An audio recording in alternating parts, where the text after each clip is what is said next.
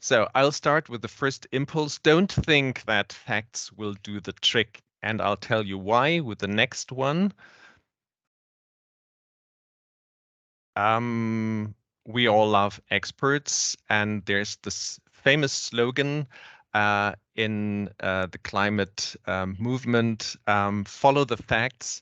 The problem is, I mean, this feels very nice and very plausible, but this is very difficult to introduce and include in your daily life. Next slide, please.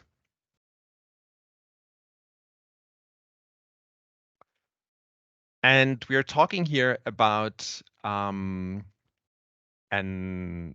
thought where we want to counter disinformation by the facts.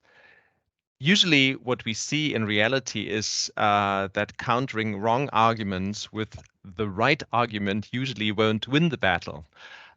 So if just refuting the wrong arguments and disinformation doesn't really work so well, what could be techniques that are more promising? One technique is depicted in the infographic on the right. I would call it the insider's approach. It's telling people why you know what you know. And the example here is the IPCC process. It doesn't just suffice to say, well, science says the following. It's also important for your audience to know why we can rely on science, how science works, and how the process behind certain insights, how these processes works. So speaking about, for example, how the IPCC process works is a lot more powerful than just saying, we know that climate change is real because of the science. A second strategy is seen and depicted on the next slide. It's called the vaccination approach.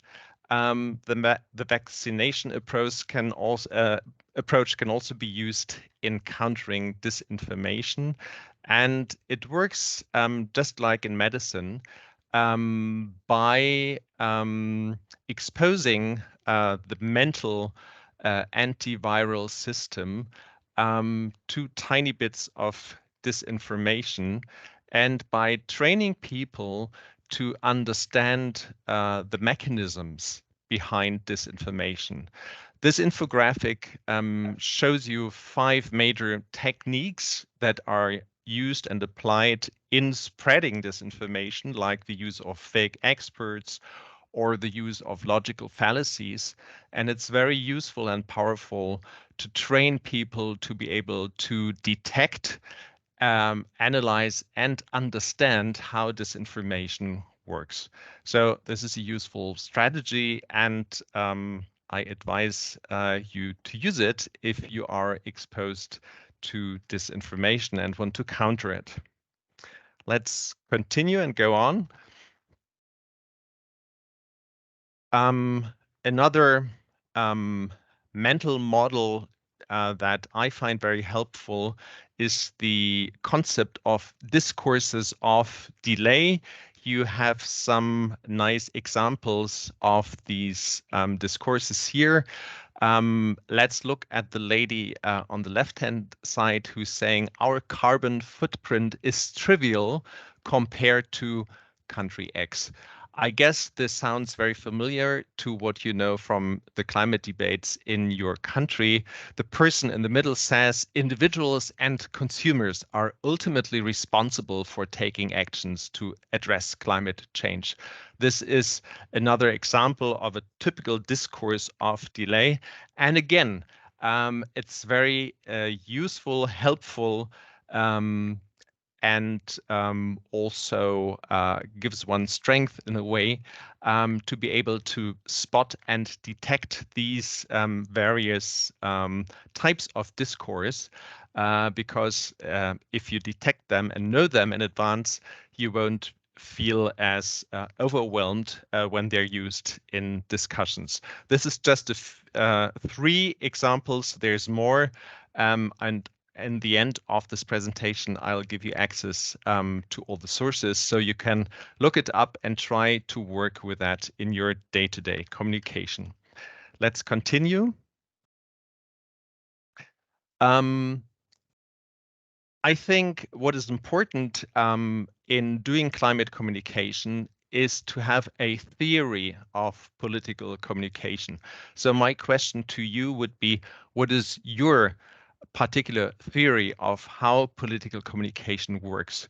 Usually, intuitively, our communicative intuition is shaped by the information deficit model. This is a theory dating back to the Age of Enlightenment, and it's very simple. It says that people have a deficit of knowledge. You need to give them facts and arguments, and then something happens. Something, for example, meaning climate action. The problem with that theory is it doesn't work. There is lots of social science research into that, which shows that showing people research doesn't work.